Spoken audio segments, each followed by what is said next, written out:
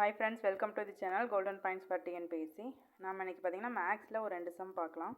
First one என்னன்னு பாத்தீங்கன்னா total number of square in chess board.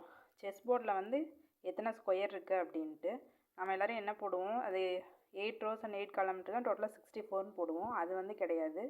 நம்ம எப்படி போடணும்னு பார்த்தீங்கன்னா இந்த ஃபார்முலா வச்சு யூஸ் பண்ணி போடணும். n × n + 1 2n + 1/6 இந்த ஃபார்முலாவில் வந்து போடணும்.